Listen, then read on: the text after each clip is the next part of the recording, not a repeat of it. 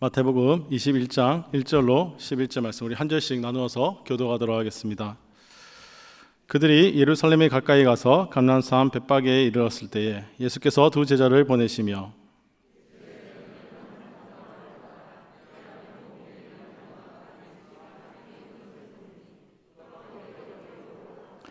만일 누가 무슨 말을 하거든 주가 쓰시겠다 하라. 그리하면 즉시 보내리라 하시니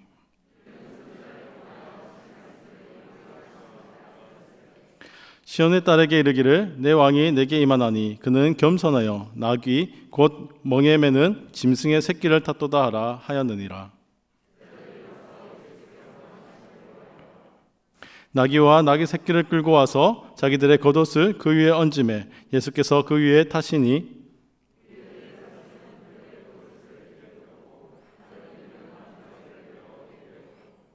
앞에서 가고 뒤에서 따르는 무리가 소리 높여 이르되 호산나 다윗의 자손이여 찬송하리로다 주의 이름으로 오시는 이여 가장 높은 곳에서 호산나 하더라.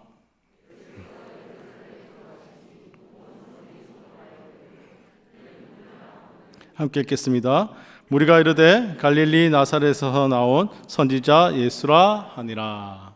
아멘. 오늘은 종려주일입니다. 종려주일은 예수 그리스도께서 우리를 구원하시기 위해서 그 구원의 길, 그 십자가에 달리시는 그곳을 가기 위해서 예루살렘으로 입성한 날이죠. 우리는 그때에 호산나 호산나 외치며 주님을 맞이합니다. 우리가 올 초에 목사님께서 이 말씀을 가지고 한번 말씀을 같이 나누셨는데요. 그때 우리에게 하셨던 말씀이 평강의 왕으로 오신 그 예수 그리스도를 우리가 어떻게 맞이할 것인가, 우리는 어떠한 자세로 그분을 맞이할 것인가 하는 것을 나누었습니다. 우리가 지금 고난주간을 맞이하게 될 것이고 부활절을 또 맞이하게 될 것입니다. 우리는 어떠한 마음으로 이 시기를 보내시겠습니까? 그저 매주 지나갔던 한 주 한 주의 그런 모습으로 그저 그렇게 이 날들을 보내시겠습니까? 아니면 우리 마음속에 정말 호산나 호산나 외치며 그분을 나의 왕으로 모시고 그분의 죽으심을 그리고 그분의 부활하심을 우리가 깊이 묵상하고 내가 받은 은혜가 무엇인지를 한번 떠올리며 살아가시겠습니까? 오늘 말씀에 나오는 호산나라는 이 단어는 나를 구원하소서라는 단어입니다. 나를 구원하소서, 나를 구원하소서. 예수님은 그러한 환호 속에 이 예루살렘에 입성하십니다. 그리고 그 환호 속에 그 길을 걸어가시죠. 그러나 그분이 가셔야 하는 길, 그분이 우리를 구원하기 위해서 가셔야 하는 그 길은 죽음의 길이었다는 것입니다. 십자가를 지기 위해 가셔야 했던 길입니다. 내일부터 고난주간이 시작되는데 예수님은 그 고난을 받기 위해 그 길을 걸어가셨다는 것이죠. 우리가 그것을 좀 깊이 묵상했으면 좋겠습니다. 우리가 나를 구원하소서, 나를 구원하소서, 나의 왕이시여 나를 구원하소서, 나를 구원하기 위해 그 십자가의 길을 가셨지요. 나를 구원하기 위해 이 땅에 오셨지요. 그것을 우리가 깊이 묵상하면서 이제는 그 십자가 앞에 우리도 정말 우리의 죄와 예수 그리스도께서 그 죄를 위해 죽으셨던 것처럼 우리의 죄와 우리의 잘못을 함께 죽고 나의 욕심을 함께 죽고 예수로 다시 살아나는 그런 은혜를 이 한 주간 함께 누렸으면 좋겠습니다. 오늘은 호산나 다윗의 자손이여라는 제목으로 말씀을 함께 나누고자 합니다. 앞서 말했던 것처럼 우리는 이 말씀을 한번 함께 나눈 적이 있습니다. 올 초에 함께 이 말씀을 나누어 보았는데 다시 한번 이 말씀을 간략하게 떠올려 봄을 통해서 우리가 고난주간과 부활주의를 의미 있게 한번 보냈으면 좋겠다는 마음으로 말씀을 준비했습니다. 오늘 본문에서 예수님은 명절을 맞이해서 예루살렘을 향해서 순례자들과 함께 예루살렘을 향해 가고 계셨습니다. 순례자들은 늘 명절이 되면 이 길을 걸어가는데요. 그래서 이 길을 순례자의 길이라 이렇게 이야기합니다. 여리고를 지나서 베다니, 예루살렘 서쪽 한 2-3km 정도 떨어진 곳입니다. 이곳을 지나 벳바게, 좀 더 가까운 곳이죠. 1-2km 정도 떨어진 이곳을 거쳐 예루살렘으로 가게 되어 있습니다. 주님은 지금 그 순례의 길을 걷고 계십니다. 그리고 감람산 동편 베다니에 이르렀을 때 제자들을 보내어서 벳바게로 보내게 됩니다. 예수님께서 예루살렘에 가까이 와서 두 제자를 보내시며 한 말씀이 바로 2절 말씀입니다. 너희는 맞은편 마을로 가라. 그리하면 곧 매인 나귀와 나귀 새끼가 함께 있는 것을 보리니 풀어 내게로 끌어오라. 그런데 만일 누가 무슨 말을 하거든 주가 쓰시겠다 하라. 그리하면 즉시 보내리라. 주가 쓰시겠다는 말은 나귀 주인이 필요해서 이것을 데려간다라는 말입니다. 마가복음에서는 이 사건을 조금 더 상세하게 기록합니다. 아직 아무도 타보지 않은 나귀 새끼에 매여 있는 것을 볼 것이다 라고 그렇게 이야기하는 것이죠.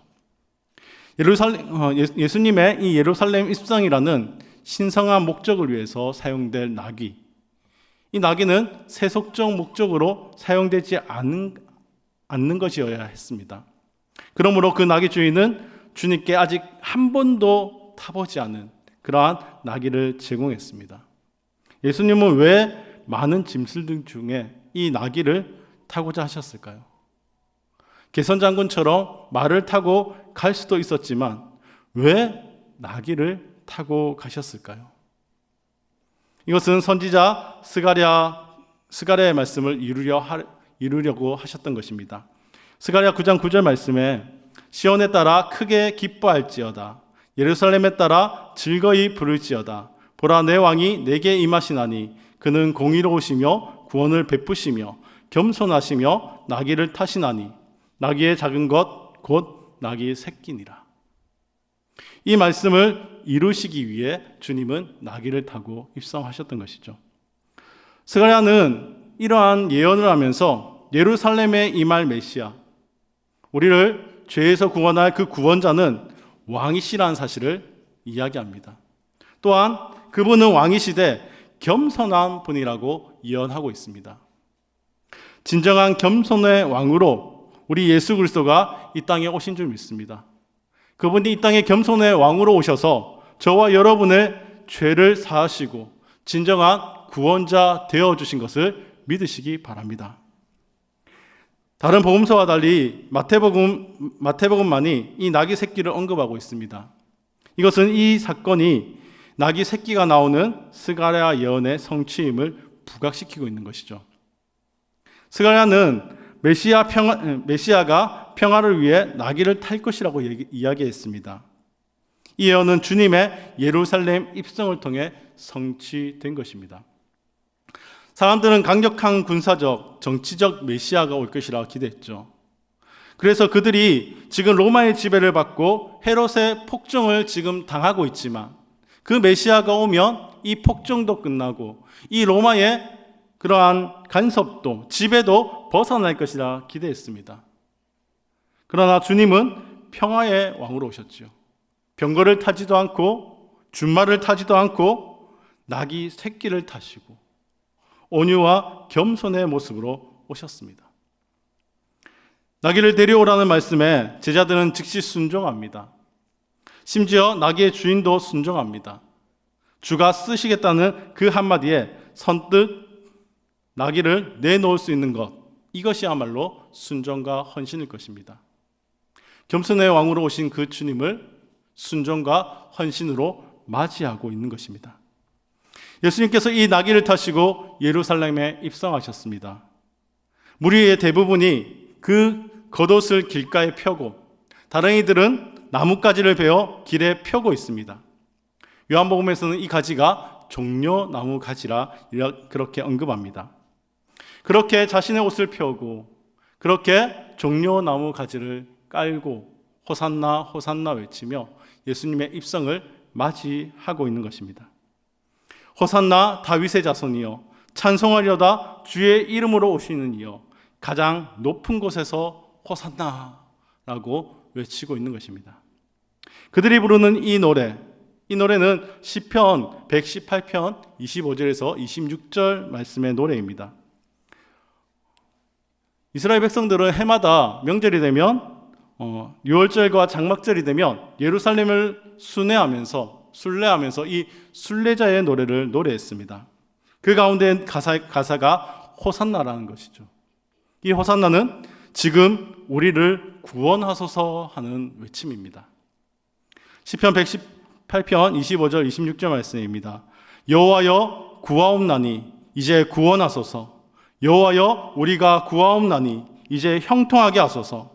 여호와의 이름으로 오는 자가 복이 있으며 우리가 여호와의 집에서 너희를 축복하였도다.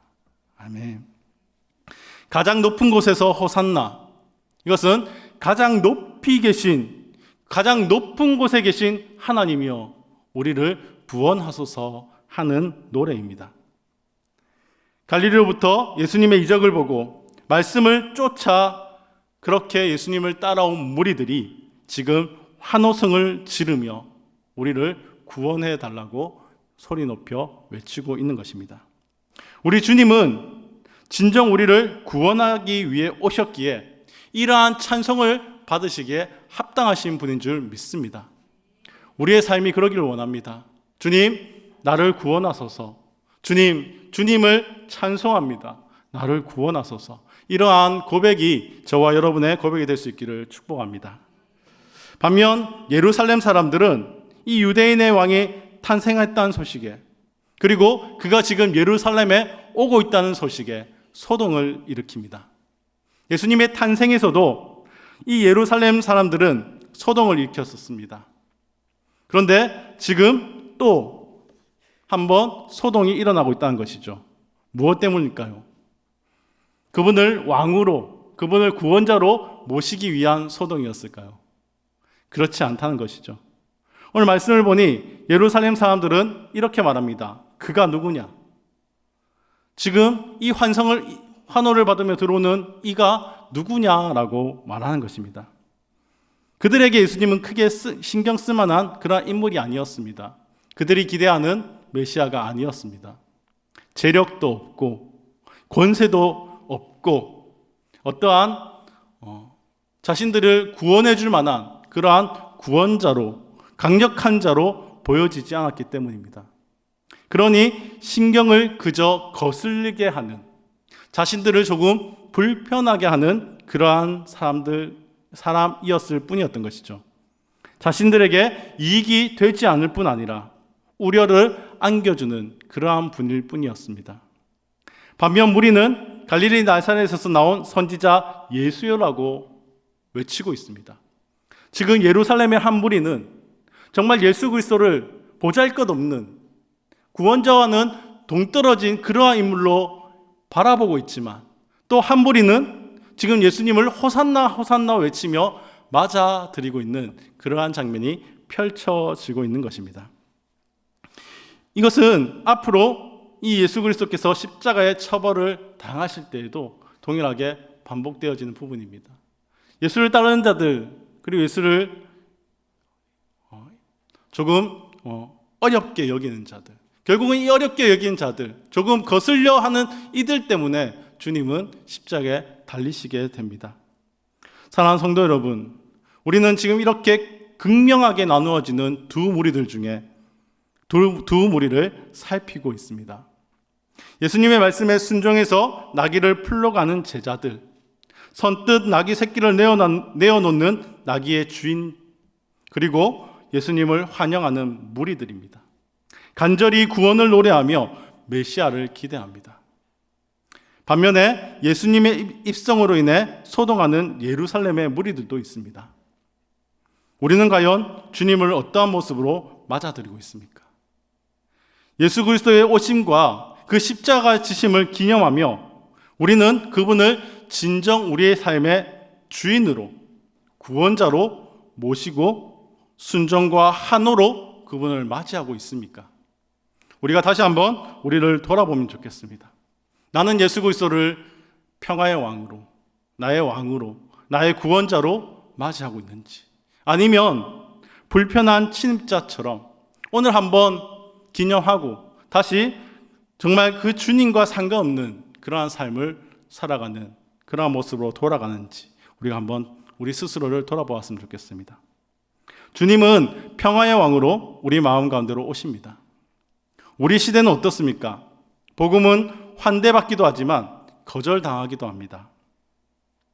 복음을 아는 우리가 먼저 이 호산나를 외치며 알지 못하는 자들에게 예수를 소개하는 무리가 되어야 하지 않을까요? 예수님의 그 죽으심이 의미가 있고 그 부활이 기쁨이 되며 그 기쁨으로 인해서 그 기쁜 소식을 알리는 그러한 모습이 되어야 하지 않겠습니까? 예수님은 예루살렘에서 이방인들에게 넘겨져 조롱을 받은 후 죽임을 당하셨습니다. 그렇지만 잃어버린 영혼들을 위한 대속물이 되어주셨고 그 죽음으로 말미암아 진정으로 평화의 왕이심을 우리에게 보이셨습니다. 우리도 그 주님의 뒤를 따르는 자로 그분을 환호하고 또한 섬김을 받으려 함이 아니라 섬기러 온 그분의 본을 따르는 모습으로 살아야 되지 않겠습니까? 이제 고난주간이 시작됩니다. 이 고난주간을 어떻게 보내시겠습니까? 우리의 학생들은 문화금식이다 또는 성경 필사다 또는 여러 가지 방법으로 이 고난주간을 기념하려고 몸부림치고 있습니다. 저와 성도님들은 어떻게 이 고난주간을 맞이하시겠습니까? 이 고난주간 무엇을 해보시겠습니까? 이 구원자로 오신 그 예수 그리스도를 어떻게 맞이하시겠습니까? 그저 아무 생각 없이 한 주간을 지내다가 또 이 부활절을 맞이하는 그러한 삶을 사시겠습니까? 아니면 오늘 예수님을 진짜 나의 왕으로 호산나 호산나 나를 구원하소서 나를 구원하소서 주님이 나의 구원자이십니다. 주님이 나의 왕이십니다. 이렇게 외치며 그분을 맞이하시겠습니까? 고난주간을 통해서 그분과 함께 죽고 부활을 통해 그분과 함께 다시 살아나는 그 기쁨을 누리시는 우리 성도님들 다 되시기를 축복합니다. 이 한 주간 동안 저는 한 가지를 한번 제안해 보고자 합니다.